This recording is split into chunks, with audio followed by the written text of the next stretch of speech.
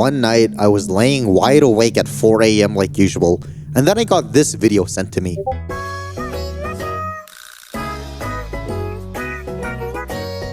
Seeing this, I took it as a sign from the universe that I should once again embark on my quest to relay spooky My Little Pony stories for y'all's amusement. But before we do that, I did want to address a little bit of controversy because I know I haven't been making the best decisions with this channel lately. I know that most of you guys watch my content because I'm funny, I'm charming, I'm just an all-around nice guy, I'm good at editing, I'm incredibly humble, which is a really hard trait to come across in people nowadays. But like dropping this whole like egotistical character, like I know that in the back of my head, most of you guys watch my channel because I'm good looking.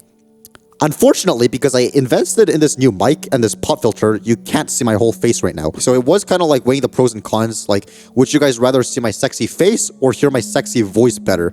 And I think in the end, a lot of you guys know how good looking I am already, but my voice quality wasn't the best in my earlier videos, so yes, I made the really difficult decision to do this. So as compensation, there, you can screenshot that and look at it throughout the video if you're feeling lonely and you want to look at my face. Anyways, our first story. Alright then, so in this hat are 6 random creepypastas slash grimdarks or scary fanfictions or whatever you want to call them. And we'll be blindly drawing them and we're gonna see which one to cover first. So let's shuffle these around. Haha.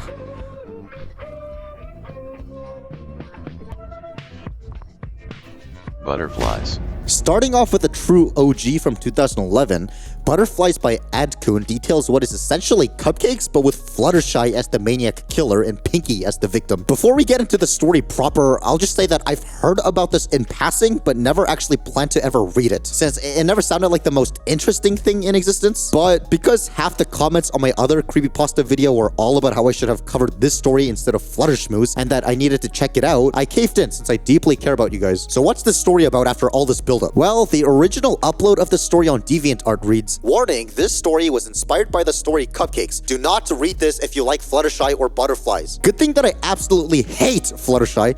I must really dig this story. Butterfly starts with Fluttershy inviting Pinkie over to her cottage and beckoning her to come through this secluded trap door. This all results in Fluttershy explaining the circle of life relating to larvae, as butterflies are beautiful, yet they start off as larvae, and larvae need to feed on decomposing things in order to thrive. So as they go deeper into this scary place thing, Pinkie finds Lyra's decomposing body writhing with, you guessed it, larvae, which is kind of freaking disgusting. As they go on further, we find out that Rainbow Dash's body is also a home for little worms as well. At any rate, Fluttershy knocks Pinkie out, cuts her open, puts a bunch of worms inside her body, and stitches her back up. How cute! Interestingly, the story actually ends with this one final note. Dashy! Her voice was but a whisper. She coughed and looked down at the line of stitches grazing her stomach. She could feel them inside her, crawling, burrowing slowly through her gut.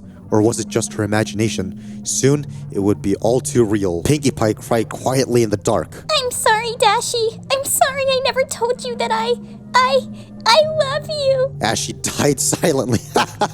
Okay, so while it's fresh in our minds, what's with this twist that Pinkie is secretly in love with Rainbow Dash? Okay, I guess twist is a little bit dishonest of a word, because it didn't really come out of nowhere. But still, it did take me aback, because I thought it was a little bit of an odd executive decision to end the story like this. You would think, based on the cover art of the story and the main focus of the story, Fluttershy, the story would end with implying that she's gonna go on to do similar things to her other friends as well, or something like that. The fact that this is how the author chose to end his story just makes it read like he's a huge proponent of Pinkie Dash and wrote this entire story to justify it. But speaking of being in love, the author is in love with the word alcove. Like, I'm not sure when the last time I've even heard that word is, if ever. But it appears a billion times in this story, so it's like, well. Other than that, I suppose this story does kind of bring up a cool concept. Like, Fluttershy, as a lover of all creatures big and small, must surely care for larvae too. However, little insects like that survive and thrive off of decomposing bodies of other creatures who have unfortunately lost life, such as the circle of life. But it is interesting to see how someone who cares about all creatures would prioritize what over what. I mean, the true solution is to just let nature kind of run its course and sort it out like it's been doing since the literal beginning of time. But I suppose cutting other people open and putting larvae inside their wounds to stitch them back up is a pretty valid option too. I guess it's kind of funny how if you were to look up something as innocuous as MLP butterflies, you get these kinds of results. Quite akin to if you look up MLP cupcakes looking for like My Little Pony cupcake ideas, you get treated to this. Though I guess the chances of someone just randomly looking up MLP butterflies is substantially lower than MLP cupcakes, but you get what I mean. Other than that, there's not too much lore to get into with this. I skimmed around the comment section of the post and the author himself confessed that this isn't his best work, but that's a positive sign that whatever you make doesn't have to be the best thing in existence to capture the hearts of so many. There was also this comment that pointed out that the author accidentally called Rainbow Dash a unicorn, prompting him to change it, which I guess is funny. Moving on. Alright then, thank you F-. That was a really great part of the video. Let's move on. Shuffle, shuffle, shuffle.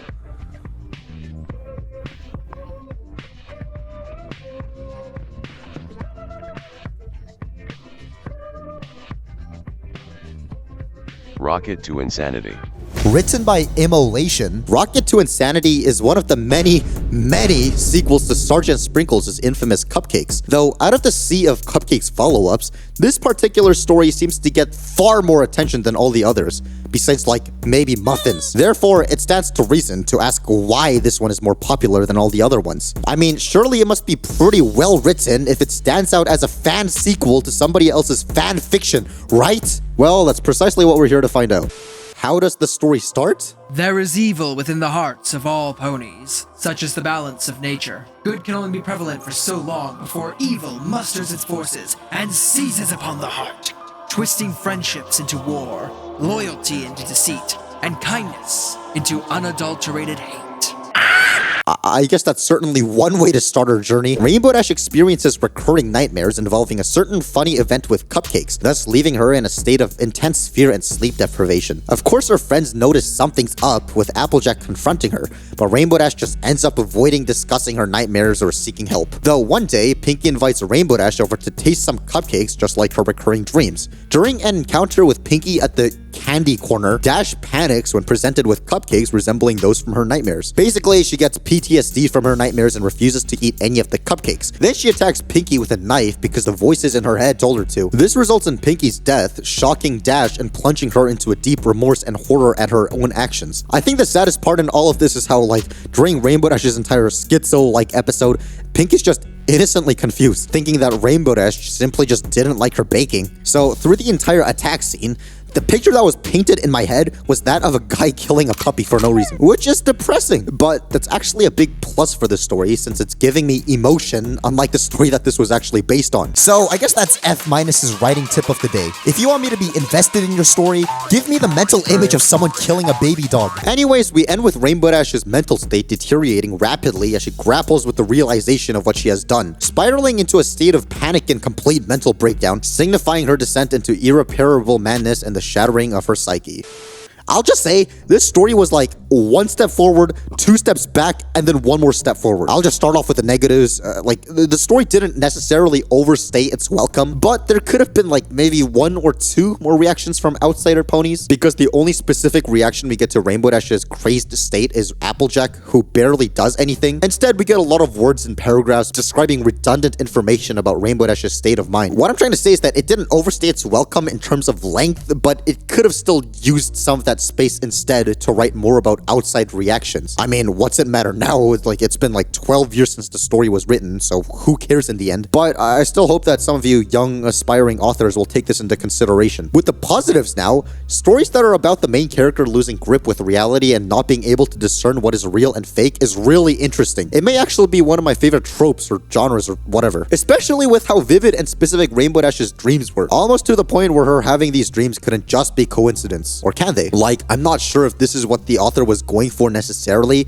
but I like how Pinkie acting innocent and dumbfounded could have actually just been her playing dumb just to convince Rainbow Dash to actually try the cupcakes so she can really do the things that were dreamt about. It left her true intentions very ambiguous, and that's genius if that was intended. This actually reminds me of this one question that I heard that is impossible to answer. Just bear with me here because I would genuinely love to read all your answers to this question, right? So imagine you and a group of friends were planning on going skydiving. You saved up money for this activity for years. You don't really get to see these friends too often because they all live outside of town, blah, blah, blah. The night before the skydiving day, you get a dream where you're lined up to go skydiving. Then the instructor in the dream looks directly at you and says, insert name, this is not just another dream. This is 100% divine intervention. Do not go skydiving tomorrow, for if you do, your parachute will fail and you will die. Once you wake up, would you still go skydiving? Because think about it, your dreams are just amalgamations of your subconscious thoughts and worries. And who isn't initially afraid of skydiving? It's a natural thing to have worries about. So that dream could have literally been nothing,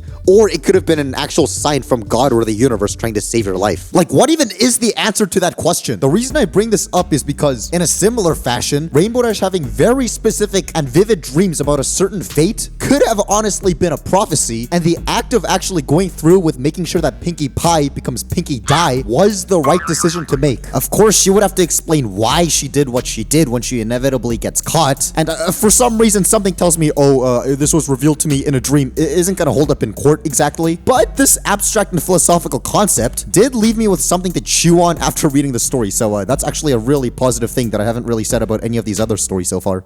So I know I bring this up quite a bit, but I'm still kind of having a difficult time trying to wrap my head around the fact that this is a fan follow-up to a fan fiction, yet it still has its own fans and fan art dedicated to it specifically. Now, I'm not really a fanficcologist, so I really couldn't tell you if there's a heavy precedent for this sort of thing that happens, or if Rocket to Insanity just came out at the perfect time in the community, in the exact right niche to gain the notoriety it has. In the Equestria Daily post about the story, there lists a fan-made sequel to this fan-made sequel, and I'd love to read it for y'all, but it's gone, and the Wayback Machine doesn't have it archived either, so we might be dealing with some lost media here. There's also an entire TV tropes page for the sequel, but it leads to the exact same Google Doc that doesn't exist anymore. If any of you guys watching right now know what the story is, please reach out because now I'm like actually invested. I mean, I actually did try looking into it, but there's surprisingly a billion fan alternate endings to this as well, so I'm not sure which one it is exactly. Quite interesting, I must say.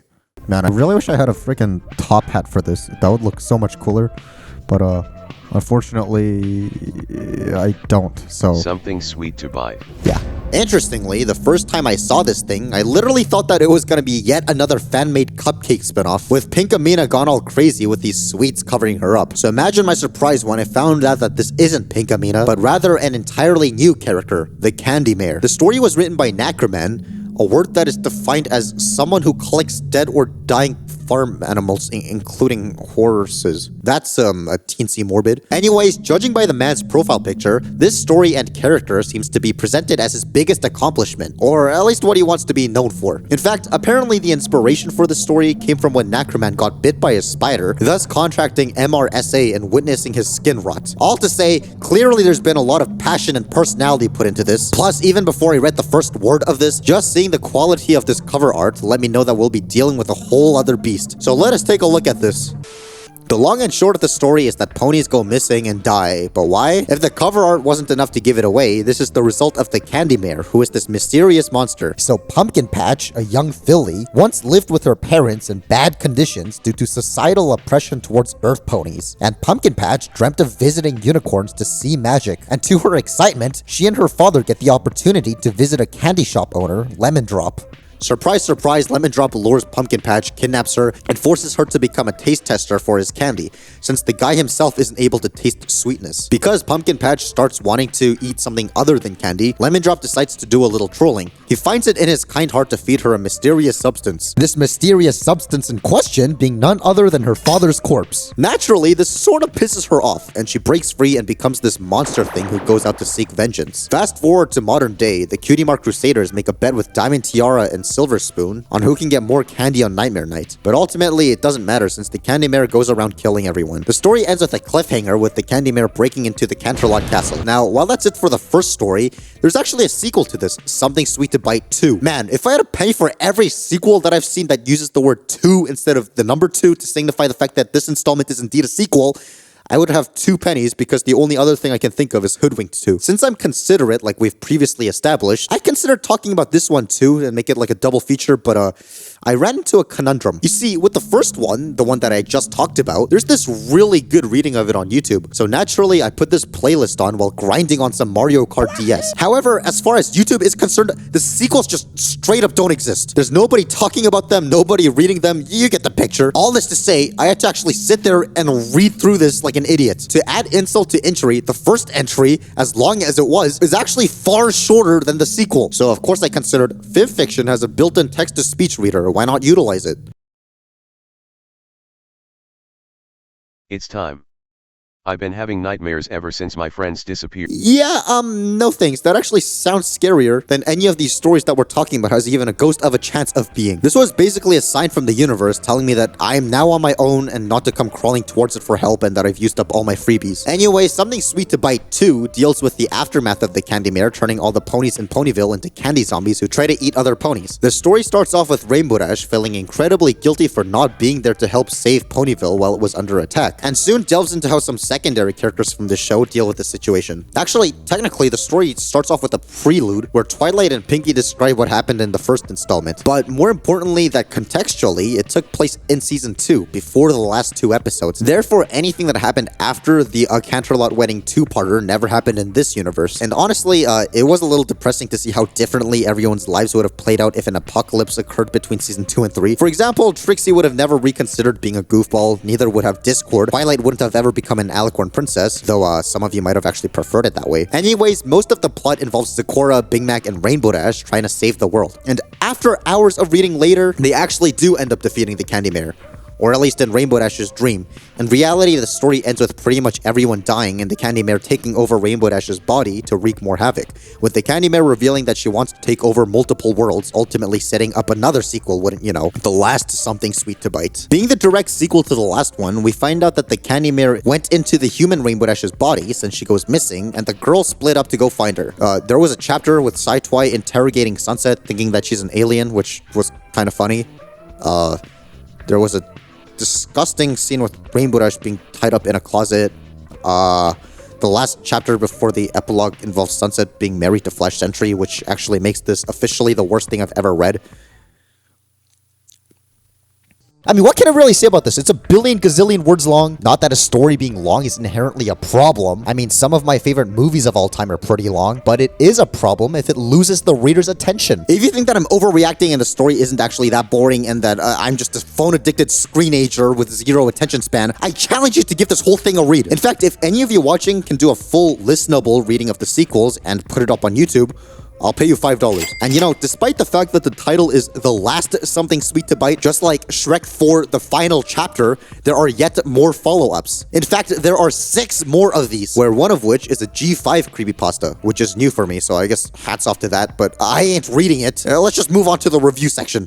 To address the main elephant in the room, the Candy Mare looks really cool. Generally speaking, O-season fanfics take me out of the immersion, as I'm sure you are well aware if you remember what I had to say about the Rainbow Factory. But here, I thought that she was so well thought out that I'm kind of bummed out that she isn't an actual thing in the show. Like, look, she's so cute and I want to be her friend. Though, I ain't gonna hold y'all. As much as the concept of the Candy Mare and her powers are cool, I thought the whole thing read as a gateway to the world that has been building up in the author's head for years. Which it probably is, and that's what a good story should do, but as a result, the story itself kind of gets a little wordy. Especially Something Sweet to Bite 2. It felt like a King Kong movie, where you buy your ticket to see the titular ape, but you have to wait about 40 minutes to actually see King Kong himself in action. I get that world building is just as important as the scary monster rampaging and massacring everything, but it's also the author's responsibility to not lose us before it gets to that point, whether it be by shortening things or just moving plot points around. But still, like I said, this felt a lot more like a glimpse into the creator's head rather than something that was meant to actually be something that everyone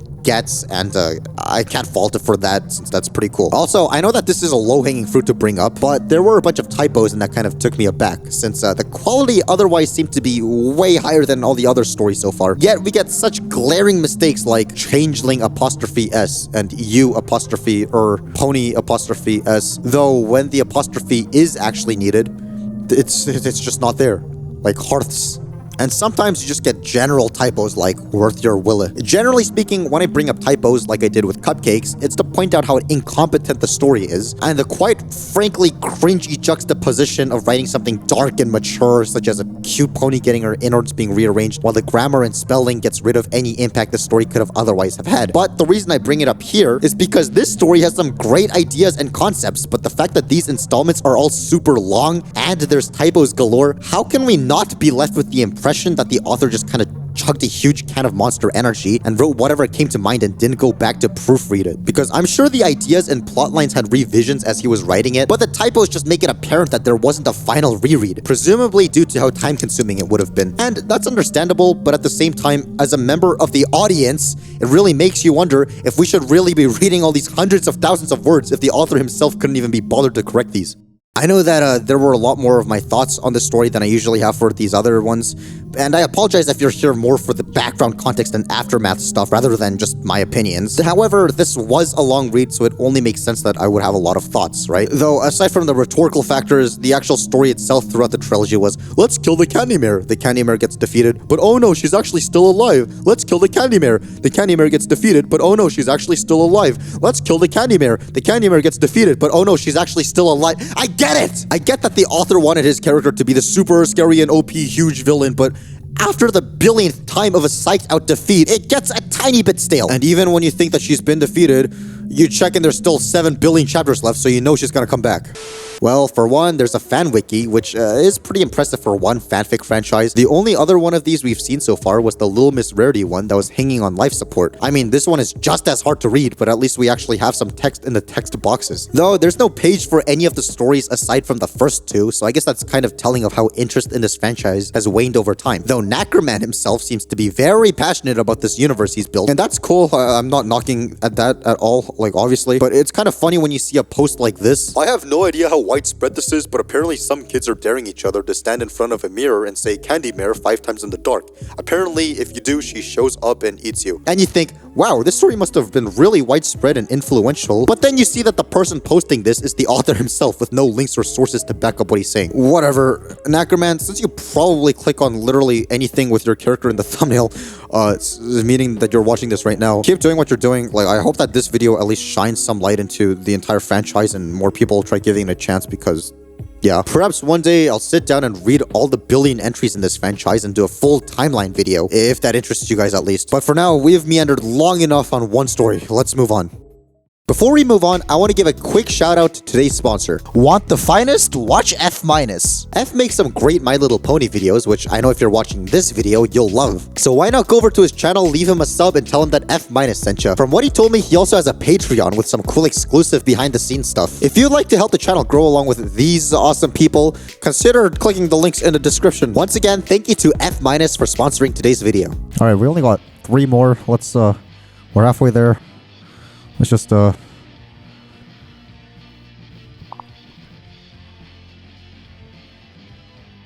Scissor Twilight. Created by Iopichio in 2013, Scissor Twilight isn't really a creepypasta per se, but rather a Tumblr blog, though there have since been written works based on it from as recent as 2020. Considering that, this must be some story, right? If it was so captivating to the point of being the inspiration of a story 7 years later, surely there must have been some really imaginative concepts if it managed to fuel other people's creativity, right? Yes, actually, but let's start at the beginning.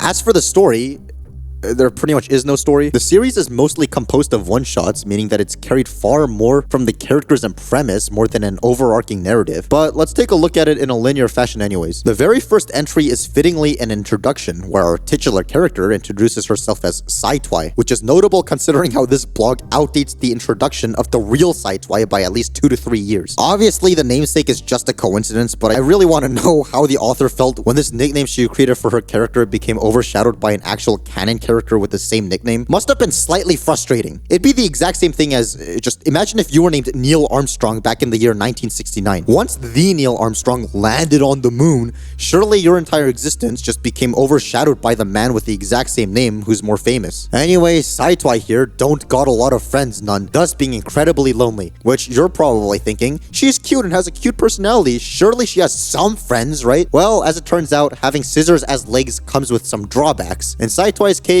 she accidentally cuts everyone in half, though apparently she's not sure how she ended up having scissors as legs, stating that she just one day woke up in this dark dungeon-like place to Rarity's horror and accidentally sliced Applejack in half. She also uses Rainbow Dash as her blade cleaner, meaning that she has connections with her friends from the show. We'll get back to this later. It's revealed that Twi is constantly in pain and that the screws holding blades into her flanks are basically slowly killing her. We also learn that Spike is gone and that she doesn't like being called just Twilight, to the point of crying when being called Twilight. This all implies that something drastic must have happened in order for Twilight to have gotten to this point, especially because she also cries when asked about her friends and what happened to them, which is a really cool setup. And I think out of all the stories we've covered so far, this has captivated my interest the most. So let's see where this takes us. But before we do, interestingly, the author answered things out of character too in order to give context for what's going on behind the scenes, such as when asked about whether this story is supposed to actually be grimdark or if this is just for laughs, she gives this really good answer. It seems like the author really cared deeply about her audience, as when someone left this passionate comment, she responded with an insightful or when somebody asked for her deviant art, she simply left a link to it rather than preceding it with a thank you for taking interest or something similar to that as one would expect. The blog goes on to show more of Twi's exploits, such as being derpy and finding out that Princess Celestia no longer reciprocates her letters, with the next big lore drop being when Pinkie Pie enters the story for the first time and tries making Twilight become no longer scissored. Which, once again, this story sounds extremely interesting, but unfortunately that story arc kinda stops abruptly for her other one-offs, such as when Twi makes an actual friend, this crab she names Spike, just for Spike to be eaten by Owlovicious, or Owlovicious as the blog calls him. Though luckily, the story switches back to the Pinkie arc where she tries using a chainsaw to cure Twilight just for her to fight back, and right when it looks like we're going to witness one of the greatest battles in history, came a hiatus of about a month, which came to an end with this DeviantArt post where the author detailed how her computer exploded, but more importantly ending with, I hope this explains a bit of how I'm not dead. Neither is the ST blog or my love for art. Sorry to have to ask you guys to be more patient. As a follower of some awesome artists, I understand what it is to wait for their art for ages with no results. Hope this calms some rustled jimmies. 3 months later, in July, we got the next real entry. While Twi and Pinkie were in the middle of their fight, Applejack comes back from the dead to the rescue, stopping this monster once and for all. Except she doesn't, and it was all a figment of someone's imagination, and in reality, Pinkie is killed. This is, I must reiterate, incredibly cool. This all seems like the setup, and I'm sure you're all wanting to know what the climax of this story will be. Well, a month after this, in August, we got a post involving the artist. Months after that, in October, we got another DeviantArt post. In this one, the author talks about how she had a hard time in school. Hello everyone, here's a moderately small report explaining my increasingly prolonged absences in the interwebs. I've been trying to get back into university. This required me to study very hard. This was really stressing since I've never been a good one at studying. After I sat my last examination, I spent about 3 or 4 weeks in a mentally half-dead state, tired from studying and waiting for my increasingly close judgment day. Then I passed. Whether she failed or passed or smashed, I don't care. I'm just here for Scissor Twilight updates, which luckily she provided. So hopefully I'll be finishing your commissions, updating Scissor Twilight, and just uploading pics here with more regularity soon. Thanks for always being nice and indulging my terrible absenting habits. I'll do my best to keep it up. Now, if you've been gifted with the particularly active pattern recognition system in your cognitive abilities, you may be noticing something brewing up here. Breaking into the following year, February 27th, 2014, a brave soul inquired, "Blog is dead?" with the response being no. Surely that must mean that the author's been cooking up something for months, right? I mean, the art is incredible, there's no denying. Plus, the concept is unironically super enthralling that I'm sure that the author was spending all this time away to ensure only the most creative and thought-provoking storyline to take our journey next, correct? There were no updates until late 2015, where the author came back for 2 days in September, reassuring us that, once again, the blog isn't dead. Since people are so curious, I'll say it's in hiatus. I've been on the sick for about 2 years, I think, and I'm still recovering. I have a plan for how I'll get ST back up weekly, but I don't feel comfortable enough to air it until I feel I will be able to deal with the pressure. Well, at least now we have some kind of explanation. She thinks that she was sick for 2 years straight. I think we all know what she was actually sick with. A severe case of lazyitis. She also provided her other Tumblr page with her other non-My Little Pony art. Just like when she gave a link to her DeviantArt, she expressed lots of thanks and appreciation to the person who asked and taking interest in her personal work by saying thank you before and after the link. Okay, I should probably stop being so rude. Which is a lesson that this person should have also learned. Don't worry though, since we got the next update very shortly after in October. of 2017, 2 years later. Let us take a look at this post. I call this Scissor Twilight Revival. With the help of this Patreon, in which I offer rewards like live streams, exclusive sketches, and wallpapers, WIPs, and more, I will be trying to finally bring back Scissor Twilight. The archive and Discord server are going live today. I'm very hopeful about this. I have a lot of love for the story and the characters involved, as well as the community whose questions drove the story. I miss the community, subs. Dang, Scissor Twilight Revival? She must have had this whole thing planned out. I'm actually very optimistic. Though, what do you mean you'll be trying to finally bring back Scissor Twilight? I thought it was never dead. Whatever, let's check out the Patreon page. I actually want to pledge to it.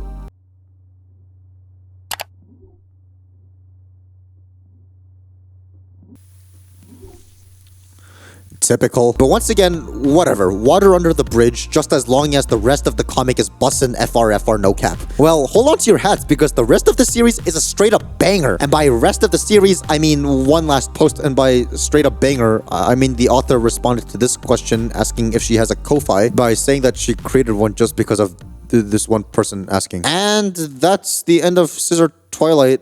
Woo!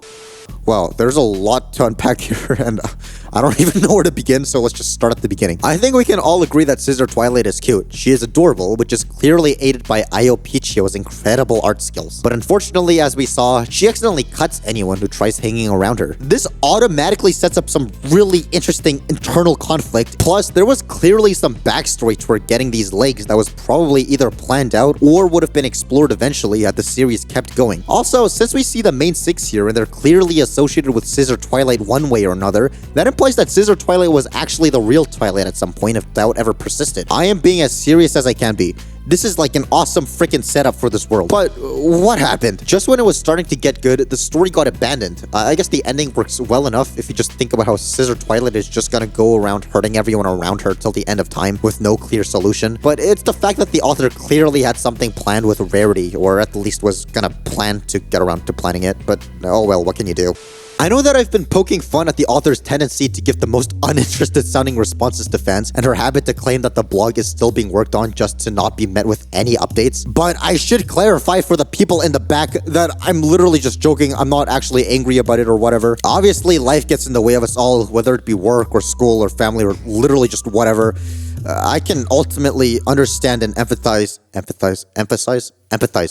with and relate with the author's hecticness. The reason I'm being so hyperbolic about it is to just echo common sentiments I'm sure a lot of people have about this blog. Clearly, I'm not the only person who feels this way, because as I noted, there are fan works of this AU, there's fan art, fan fiction, etc. In fact, despite being pretty obscure in the grand scheme of the fandom, people still think about this blog, since the only reason I even found out about it is because a couple of you left comments telling me to check it out. So, Iopichio, if you happen to be watching this, just know that people are genuinely still interested in whatever you have to make. And also, if I've been pronouncing your name wrong this whole time, that's on you, not me. I sent you this tweet, you didn't respond, it's your fault.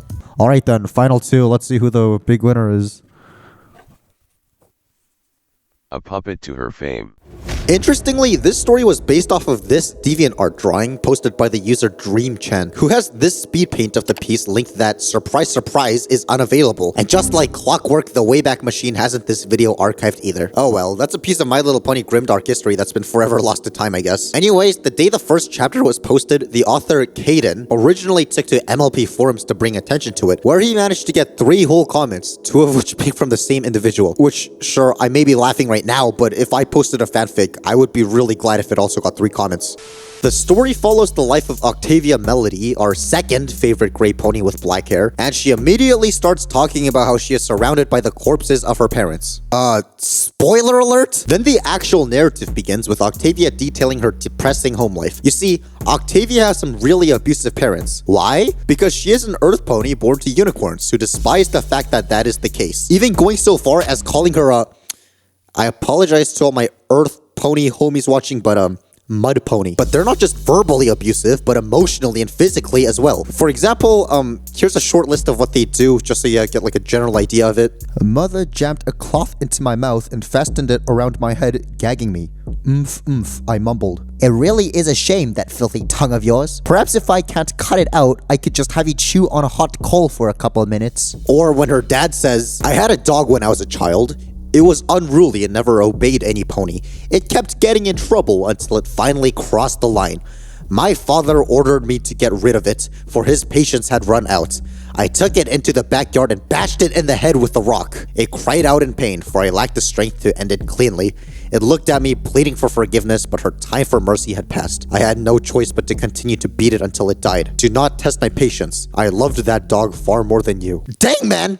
Chill! But worst of all, there's this thing involving Octavia's bow tie that I'll be stealing a passage from this video for because the guy just articulates my thoughts perfectly. It explains the mother's favorite torture technique, which is choking her child with her iconic red bow.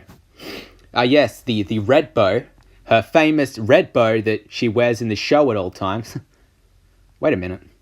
What are you kidding me? Are you kidding me? How hard is it to Google your main character in order to have your facts straight before you write the story? Anyways, because her parents force her into being a musician for their sake, Octavia gets sent off to rehearsals where in one, she meets Lyra Heartstrings, who, against her parents' will, takes Octavia to a club. There they meet Bonbon and Vinyl Scratch, who encourage the protagonist to start drinking and partying. And so the rest of the story is basically Octavia secretly sneaking out to hang out with her friends because she's scared to go home since her parents are scary. Now, what struck me as odd is bear with me here, but Octavia tries giving her mom sass to fight back, which I've heard some people say that that's dumb because the only result of that would be her mom just getting madder and punishing her harder. So what do we have to say about the character of Octavia? She's a moron. She's actively instigating what happens to her through most of the fic. She is constantly goading her parents into hurting her. But my focus was on what the sass actually was about. For example, there was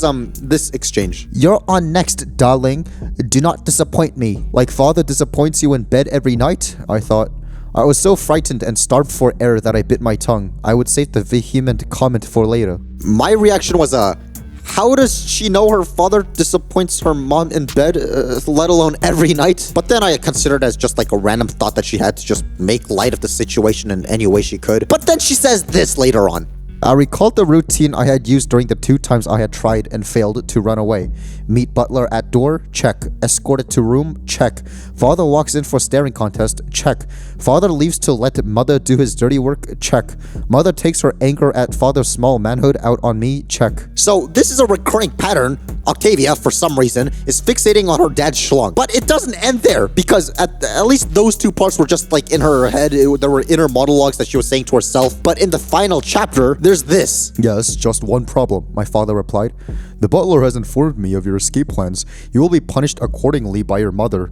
Your friends will not be meeting you in 2 hours. I shot a glance at the butler, who would not look me in the eyes. So any smart remarks? You want to tell your father about his small penis now? My mother mocked. Meaning that despite the fact that the 2 prior examples were only in Octavia's head, we are to take this quote and infer that this was a regularly occurring talking point Octavia has brought up in front of her mother outside of the story. And the fact that her mother remembered it implies that she took it personally, meaning that the only reason that she would take it personally is if the assertion that her dad's is small is accurate, which leaves us with a grand total of 2 options here. A. Octavia saying that her dad has a small was just a wild guess that turned out to be correct.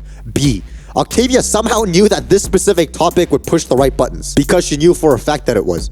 If it's option A, that is so stupid. Out of all the things you can insult your parents for, that's the one thing you're gonna... Oh, okay, sure, whatever. If it's option B, Octavia does call herself a virgin in chapter 1 of the story, so I don't think there was that kind of thing involved with her dad. But I don't know. Maybe one of you guys watching has a better theory about this because I literally just can't wrap my head around it. Moving away from that super uncomfortable topic, Octavia eventually moves in with Vinyl, who offers to help Octavia leave her bad household behind. Then they, well, I'll just say that this story has this tag on it for a reason, which I'll get back to later on. Anyways, Octavia gets caught by the cops because her dad lied about how she's mentally ill and that she ran away. This results in her parents being pissed off that she ran away and ready to go full-on sicko mode on their child. Then these hooks that are super integral to the story, yet I didn't even have to bring up till this point, come out and kill them. So after that's over, Octavia goes back to Vinyl's apartment, but the hooks make her unable to speak and curse her to keep playing music instead of choosing a happy ever after with her new girlfriend. The story ends with this flash-forward epilogue about Vinyl still being in love with Octavia, but Octavia still being in control under these hooks and only playing music, hence finally giving context behind the cover art. Alright, my thoughts. Starting off with the negatives, And staying with the negatives, because I don't really have too many positive things to say about this, I think the ultimate problem came from how, like, I didn't like any of these characters. For example, obviously the parents are detestable, falling into the hate sink trope. Not that there's anything wrong with using tropes whatsoever, I just thought that it was a nice way to easily categorize what they are. But I find it also kind of hard to side with Octavia, which is constantly talking back to her mom, fully knowing that there's nothing to gain from doing so. Not saying that everything that happens to her is her fault, obviously not, I'm not victim blaming, but like, why is she trying to make things worse for herself? Not to mention how she fixes on the size of... Similarly, I can't really say that I cared for her friends either. Like, none of them really have any discernible characteristics, let alone anything I wanted to see more of. The only thing of note they really do is get Octavia drunk. Yeah, Vinyl tries helping Octavia with her life, but the fact that they get all romantic and do the deed just seems like she's taking advantage of a broken soul. I doubt that was the author's intention, but it's not right. Their whole dynamic turning intimate, just, it doesn't sit right with me. Like, if there's a person who's under strict surveillance of authoritarian parents who abuse them, obviously they're a broken person who would be more prone to falling in love with whoever they deem as their savior. If you're in the position of being their savior, you don't reciprocate their feelings. That's literally just taking advantage of their vulnerability. In fact, as I was reading this, I thought that the story would go down the route of Octavia's innocence being corrupted and becoming alcohol dependent, with her friends all convincing her to indulge in hedonism as an escape from her parents. Because this could have all ended with the message of how having every breath being under your parents' control is bad, but also completely jumping off into the other deep end has equally negative consequences in the form of basically killing yourself via STDs or liver poisoning or whatever. But no, the message that this story seems to want to tell you is that if you meet a girl at a party, you should become dependent on her and fall in love with her. Conversely, if there's a girl or a guy in a broken home, make sure to get this person drunk and take advantage of their feelings. At least the story wasn't that hard to follow along with. Anyways, no, not so fast. And you are? I am A+. Get it? F minus A+. I'm like the evil version of you. Whereas you sit in front of a computer all day watching My Little Pony and collecting cheap plastic doodads, I go outside collecting friends, talents, skills, vitamin D. I suppose you didn't come here just to gloat? No, of course not. Not just to gloat. I just wanted to ask, didn't you specifically say that if a story gives you the mental image of someone killing a baby dog, you will automatically like that story? And didn't you also specifically read a passage from this specific story where a person is talking about killing a baby dog? Yet you said you do not like this story, correct? So could you explain in what universe you are making sense in? Because it's clearly not this one, and you're making videos about internal consistencies? Like, this is dumb. Set the pot to the kettle, am I right? I mean, seriously, like, what are you doing with your life? Like, what is this? What is this? What is all this? What is this? I'm just at a loss for words. Fair point. That's enough of that. This seems to be one of those creepypastas that's just kind of remembered for existing and not for the actual content within. Because if it was, I would hope that more people would question some of the author's decisions like I mentioned. If you go to Kaidan's fanfiction profile, which was last updated in 2021, we can see that under his wish list, there's a potential sequel he wants to get around to writing. I honestly have no idea where he would even take the story from here, seeing how the fic ended with an epilogue taking place in the far future where we see Vinyl and Octavia are still not together. I guess it could deal with the aftermath of the parents going missing or something. Whatever it is, if it's anything like we've seen so far, it'll be thrice as long as the original, and I will have a lot of excitement reading it. Let's move on. Alright then, I wonder what the last one will be. Let's see.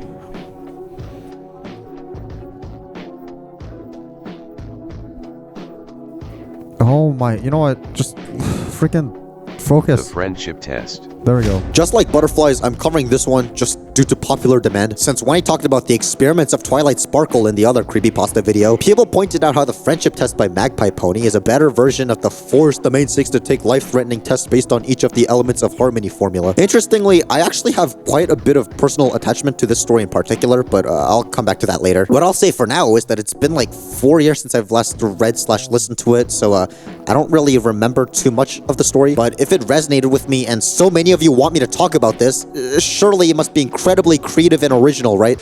The story starts off with the main six awakening in a strange room, unable to use magic due to a spell. This turns out to all be the work of Starlight Glimmer, who reveals that she has devised the test to challenge the elements of harmony. Unfortunately, Twilight and Rarity aren't able to magic themselves out of this predicament. As Starlight says, "There's really no use in trying to use your own magic, Twilight and Rarity. I've already disabled them before you were even brought here.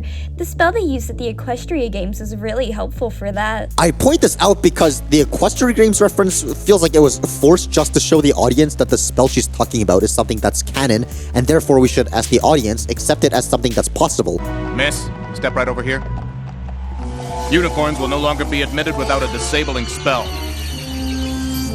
But all that really does is call attention to itself by making a very specific in-show reference, which in turn really limits your magic powers to what we see in the show, since anything that you don't reference back to the show will feel out of place since we saw this one specific thing that you did reference to a very specific thing in the show. I might have worded that a little confusingly, but you get the point, right? But speaking of which, this might be slightly unrelated, but unicorns are basically defined by their ability to use magic. Therefore, taking that kind of power away strips them of something incredibly important. So is this security thing even ethical? I guess us Hornborns will always be discriminated against in this post-Nane 11 world. Anyway, Starlight proceeds to put the main six through 6 tests that each represent their element of harmony. For example, in the kindness round, the main six can either choose to be kind and brand themselves with searing hot iron, or not be kind and do it to the pony next to them. Or how in the loyalty round, you could either choose to get lashed by a rod 3 times or stab the pony next to you. What kind of game is this? Speeding up, at least one pony dies in each round of the test, with it coming down to Fluttershy and Rarity realizing that only one of them can survive till the end. Rarity, being a giga chadette, tricks Fluttershy into drinking poison. My respect for Rarity just skyrocketed, but unfortunately, instead of getting to see what happens at the aftermath of Fluttershy's death, the story kind of just ends there. Now, I have no idea if this was intentional or not, but Starlight is incredibly unlikable here. Obviously, you're not always supposed to empathize with the empathize. Obviously, you're not always supposed to empathize with the villain, and I guess she's not supposed to be the one you side with in the story, but I mean, she's so unlikable to the point where this story made me exactly pinpoint why I hate Starlight so much in the actual show. I've had people say to me, Starlight is so cute and her character is so well written, how could you hate her? Even judging by the fact that so many people wanted me to talk about this Starlight story, like I can see that they probably did so because they like Starlight. So let me settle this once and for all. Starlight Glimmer is incredibly pretentious and wants to be a part of something so bad. When the main six knocked her out of power over her brainwashed town, she couldn't just let that go and went out of her way to cause the end of the world multiple times. Bro, if you're powerful and smart enough to take over an entire village by gaslighting the population into worshipping your personal philosophy, good job, okay? I commend you. However, if 6 random odd ponies crumbled your entire kingdom with relative ease within the course of 2 days, accept your L. You get nothing. You lose. Now, you might be thinking, you're dissing Starlight from the actual show, not attacking this story's own merits. Quit making irrelevant arguments. Though, I would assert that this is relevant since I'm explaining why I have a particular aversion to this character. I guess the counter argument to that would be to explain why I don't like Starlight in this story specifically and not her character overall. Well, since everyone seems to draw comparisons to these kinds of grimdarks to the Saw movies on the basis that they're both torture porn, and if you were to cut open my brain with a chainsaw and find out that I happen to actually like the Saw movies, you might be confused as to why I like it and like Jigsaw as a character, while I've been negative to Starlight in this story, when essentially they both capture victims and put them through torture tests to see how badly they want to live. The difference is that John Kramer is actually well written and you can find yourself lining up with his motivations, or at least see where he's coming from. You can understand where his sense of vengeance comes from. Conversely, Starlight's entire motivation stems from just wanting to be a part of something so badly. We all know somebody like this in real life, and they're genuinely the most annoying people in existence. You know, when you have like a group of friends and everything's running swimmingly like clockwork, but then a new person joins in and they try like starting things and causing drama just to be involved in something. I don't know. Maybe that's like an oddly specific example that only applies to me, but I'm sure you understand where I'm coming from. Like, how do you expect me to like this story when the main cause for the story, Starlight, is fundamentally unlikable? Still, a lot of you are clearly passionate about this story, judging by how many suggestions I got for it, and if you like it, good on you. I'm glad you like it. Truth be told, like I said earlier, I do have a soft spot for this story, since the reading by the lost narrator was one of, if not the first My Little Pony things I consumed after years of not watching or doing anything My Little Pony related for probably about 4 or 5 years. Back in the year 2020, I don't know what it was, but I was at like the lowest point in my life. It might have been quarantine, it might have been the fact that my social life wasn't great, it might have been just the fact that I was nearing graduating high school, and I really had no clue where to take my life from there. However, by random chance or divine intervention, a meme page I followed on Instagram posted footage of crabs in a conveyor belt with the Living Tombstones remix of The Rainbow Factory playing in the background. This triggered a flashback to my middle school days, when I was 12, without a care in the world, just sitting on the couch in front of the TV.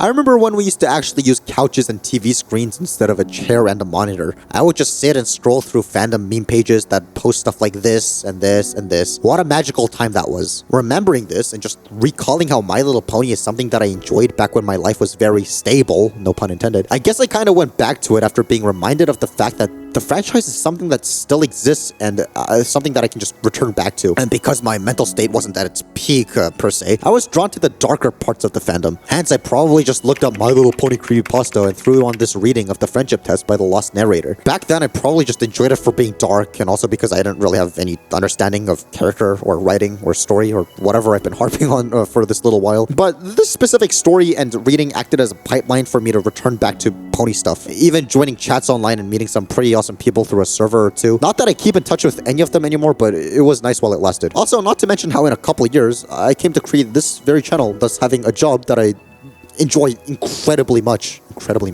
Also, not to mention how in a couple of years, I would come to create this very channel, thus having a job that I enjoy very much. So all things considered, without this particular story existing and without this particular channel or reading existing, me as we know it probably wouldn't exist also. Though chances are I would have probably just found some other story to listen to and get like the exact same result out of it. However, I'd like to just give thanks where I can. And that's basically what this video was. It was a thanks. It was a homage to people who made things previously in the fandom and curated this community, I guess. I don't know, it's just like having all this fan work that you can just go to and like analyze. I think it's pretty interesting. I think that we have a pretty special thing going on, and who knows, maybe one day I'll create something that'll like inspire someone else to do analysis or whatever.